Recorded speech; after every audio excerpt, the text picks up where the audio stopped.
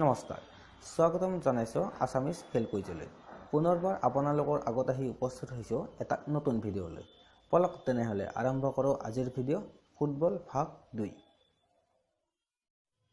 বিশ্বকাপ ফুটবল প্ৰতিযোগিতাত একেৰাহে অংশগ্ৰহণ কৰা দেশখনৰ নাম কি উত্তৰ ব্ৰাজিল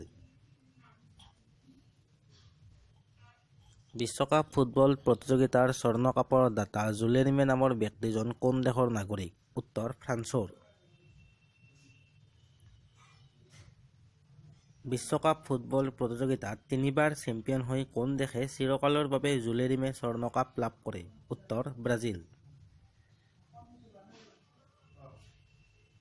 ফুটবল খেলৰ জন্ম ক'ত উত্তৰ ৰোমত বিশ্বকাপ ফুটবল প্ৰতিযোগিতাৰ ফাইনেলত সৰ্বাধিকবাৰ অৱতীৰ্ণ হোৱা দল কোনটো উত্তৰ পশ্চিম জাৰ্মানী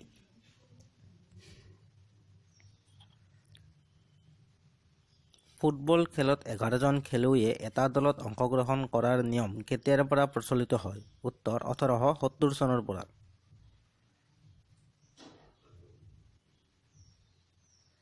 ফুটবল খেলত কেতিয়াৰ পৰা নম্বৰযুক্ত জাৰ্চি পিন্ধাৰ নিয়ম প্ৰচলিত হয় উত্তৰ 1939 চনৰ পৰা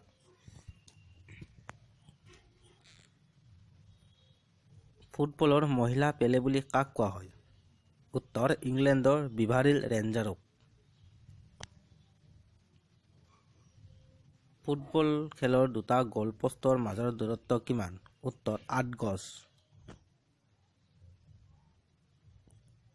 কোন চনত অলিম্পিকত ফুটবল খেলক অন্তৰ্ভুক্ত কৰা হৈছিল উত্তৰ 1900 চনত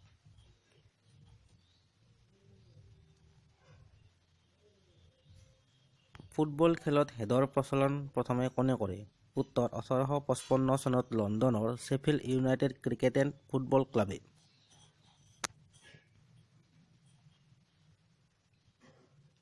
ফুটবল খেলত পেনাল্টি আইনৰ প্ৰথম চিন্তা কৰা ব্যক্তিজন কোন উত্তৰ আয়াৰলেণ্ডৰ উইলিয়াম মেকক্ৰাম নামৰ এজন গলৰক্ষক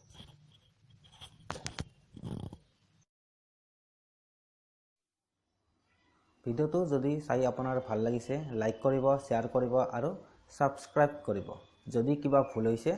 কমেন্ট কৰি জনাব